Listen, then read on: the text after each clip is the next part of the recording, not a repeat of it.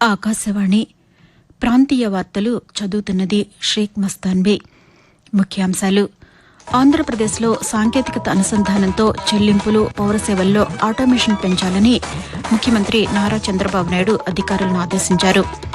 తెలంగాణ ప్రభుత్వం నిర్వహిస్తున్న 23వ bio Asia 2026 అంతర్జాతీయ సదస్సును ముఖ్యమంత్రి రేవంత్ రెడ్డి ఈరోజు ప్రారంభిస్తారు. ఆంధ్రప్రదేశ్ శాసనసభ, శాసనమండలి బడ్జెట్ సమావేశాలు 2 రోజుల విరామం అనంతరం ఈ రోజు నుంచి తిరిగి ప్రారంభం కానున్నాయి. ప్రజా సమస్యల పరిష్కారంపై ప్రతిసారించామని కేంద్ర పౌర విమానయాన శాఖ మంత్రి కింజరాపు రామ్మోహన్ నాయుడు తెలిపారు. వార్తల వివరాలు: ఆంధ్రప్రదేశ్లో ప్రభుత్వ పాలనలో ప్రక్రియలు, నిబంధనలను మరింత సహకరించేలా కార్యాచరణ చేపట్టాలని ముఖ్యమంత్రి నారా చంద్రబాబు నాయుడు అధికారులను ఆదేశించారు. అమరావతిలోని రాష్ట సచివాలయంలో రియల్ టైం గవర్నెన్స్ ఆర్టీజీఎస్పై ముఖ్యమంత్రి నిన్న సమీక్షించారు. ఈ సందర్భంగా చంద్రబాబు మాట్లాడుతూ ప్రభుత్వ సేవలు సులభంగా ప్రజలకు చేరేలా విధానాల్లో మార్పులు చేయాలని, ఈ అంశంపై అధ్యయనం కోసం కమిటీ ఏర్పాటు చేయాలని సూచించారు. సాంకేతికత అనుసంధానంతో చెల్లింపులు, పౌర సేవల్లో ఆటోమేషన్ పెంచాలని ముఖ్యమంత్రి పేర్కొన్నారు. సంక్షేమ పథకాలు, అన్నా క్యాంటీన్లు, విద్యార్థి హాస్టళ్లు, విజిబుల్ పోలీసింగ్ వంటి రంగాల్లో ఉత్తమాలు స్పష్టం చేశారు. తెలంగాణ ప్రభుత్వం నిర్వహిస్తున్న 23వ బయో ఏషియా 2026 అంతర్జాతీయ సదస్సును ముఖ్యమంత్రి రేవంత్ రెడ్డి ఈరోజు ప్రారంభిస్తారు. హైదరాబాద్ హైటెక్స్లో జరిగే బయో ఏషియా 2026 సదస్సు 2 రోజుల పాటు జరగనుంది. ఈ ప్రపంచ సదస్సుగా పాలినేషన్ జీవశాస్త్ర రంగంలో వస్తున్న విప్లవాత్మక పరిణామాలు ఇతివృత్తంగా నిర్వహిస్తున్నారు. అధునాతన సాంకేతిక పరిజ్ఞాన వినియోగంతో లైఫ్ సైన్సెస్ రంగంలో భవిష్యత్ ఆరోగ్య సంరక్షణకు సంబంధించిన అంశాలపై ఈ సదస్సు చర్చించనుంది. లైఫ్ సైన్సెస్ రంగంలో ప్రఖ్యాత సంస్థలు ఏర్పాటు చేసే అంతర్జాతీయ ప్రదర్శనను ముఖ్యమంత్రి రేవంత్ రెడ్డి ప్రారంభిస్తారు. ఆంధ్రప్రదేశ్లోని విశాఖపట్నంలో అంతర్జాతీయ ప్లీట్ రివ్యూ ఐఎఫ్ఆర్ మిలాన్ 2026 కార్యక్రమాలు కొనసాగుతున్నాయి. ఇందులో భాగంగా ఇంటర్నేషనల్ ప్లీట్ రివ్యూలో పాల్గొనేందుకు రాష్టపతి ద్రౌపది ముర్ము ఈరోజు సాయంకాలం విశాఖపట్నానికి చేరుకుంటారు. రేపు ఉదయం ఆమె ప్లీట్ రివ్యూలో పాల్గొంటారని అధికారులు తెలిపారు. ప్లీట్ రివ్యూ కార్యక్రమంలో పాల్గొనేందుకు నిన్న విశాఖపట్నం చేరుకున్న రాష్ట గవర్నర్ ఎస్ అబ్దుల్ నజీర్కు జిల్లా కలెక్టర్ హరేంద్ర ప్రసాద్, నగర పోలీస్ కమిషనర్ శంఖ బ్రత బాగ్జీ, నౌకాదళ అధికారులు స్వాగతం పలికారు. ఐఎఫ్ఆర్ 2026 ముందస్తు రిహార్సల్స్లో భాగంగా విశాఖ సాగర తీరంలో నిన్న సాయంకాలం నిర్వహించిన విన్యాసాలు ప్రజలను ఆకట్టుకున్నాయి. ఆంధ్రప్రదేశ్లో పాఠశాల స్థాయి నుంచే క్రీడా ప్రతిభను వెలికితీయాలనే లక్ష్యంతో నిర్వహిస్తున్న రాష్ట క్రీడా ప్రాధికార సంస్థ శాప్ లీగ్లో భాగంగా రాష్ట స్థాయి చెస్ లీగ్ ఈ నెల 21న తిరుపతిలో ప్రారంభం కానుంది.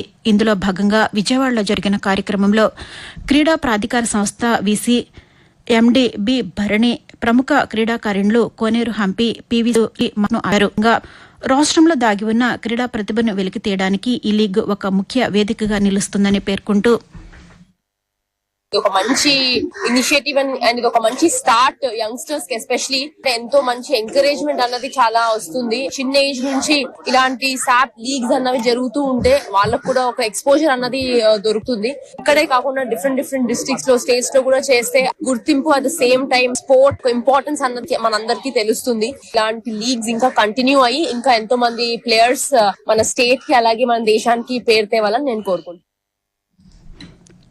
అంతకుముందు కోనేరు హంపి మాట్లాడుతూ, వాళ్ళని రికగ్నైజ్ చేయడానికి ఇది ఒక ప్లాట్ఫామ్ గా శాప్ మరి ఎంచుకోవడం జరిగింది. ఈ లీగ్ ద్వారా ఎంతో మంది టాలెంటెడ్ ప్లేయర్స్ ని గుర్తించి వాళ్ళకి ఫర్దర్ గా ట్రైనింగ్ కానివ్వండి, వాళ్ళకి ఫైనాన్షియల్ అసిస్టెన్స్ గానీ ఇవన్నీ కూడా ప్రొవైడ్ చేసి వాళ్ళు ఇంటర్నేషనల్ లెవెల్లో సక్సెస్ అయ్యేదానికి శాప్ వాళ్ళకి ఒక ప్రోత్సాహాన్ని ఇవ్వబోతుంది. శాప్ తీసుకున్నటువంటి ఈ ఇనిషియేటివ్ తో మనం ముందు కాలంలో మరింత మంది ఇంటర్నేషనల్ మెడల్ విన్నర్స్ ని చూడొచ్చు. ఆంధ్రప్రదేశ్ శాసనసభ, శాసనమండలి బడ్జెట్ సమావేశాలు 2 రోజుల విరామం అనంతరం ఈ రోజు నుంచి తిరిగి ప్రారంభం కానున్నాయి. ఇందులో భాగంగా ఈ నెల 14వ తేదీన ఆర్థిక శాఖ మంత్రి పయ్యావుల కేశవ్ ప్రవేశపెట్టిన 2026-27 వార్షిక బడ్జెట్పై ఈ రోజు, రేపు చర్చ జరుగుతుంది.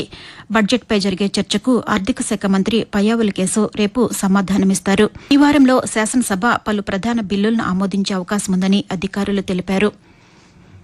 ఆకాశవాణి ప్రాంతీయ వార్తలు వింటున్నారు. ఆంధ్రప్రదేశ్ ముఖ్యమంత్రి చంద్రబాబుతో సెక్రటరీ తుమ్మల నాగేశ్వరరావు నిన్న సమావేశమయ్యారు.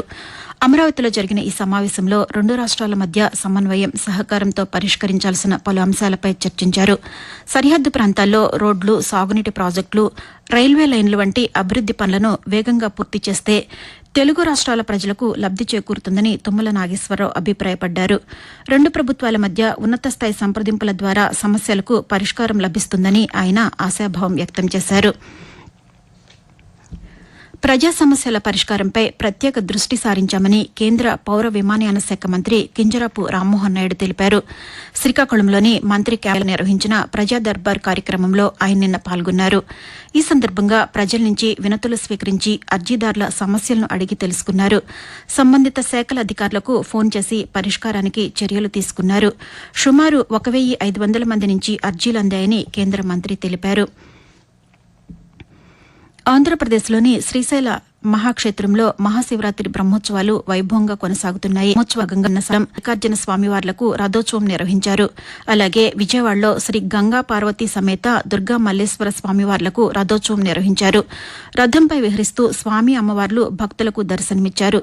రథోత్సవాన్ని తిలకించేందుకు వేలాదిగా భక్తజనం తరలివచ్చారు.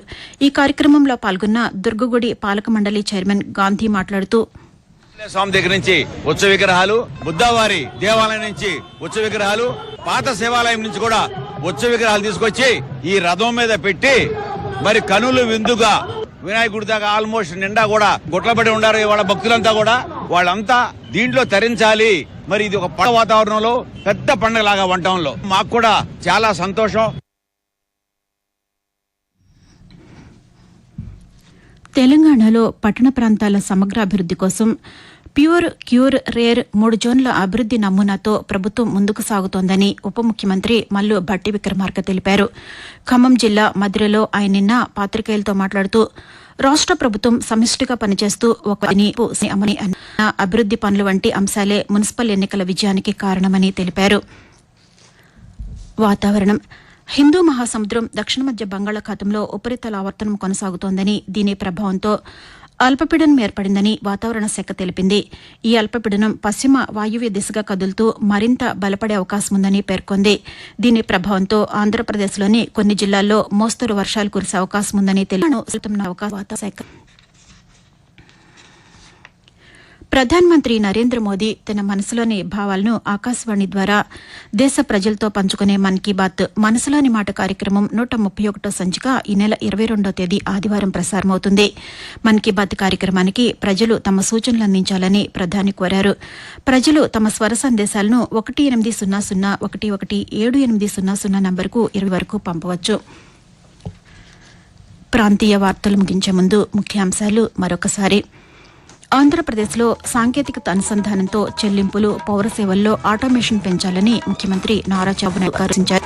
93వ బయో ఏషియా 2026 అంతర్జాతీయ సదస్సును ముఖ్యమంత్రి ఏ రేవంత్ రెడ్డి ఈరోజు ప్రారంభిస్తారు.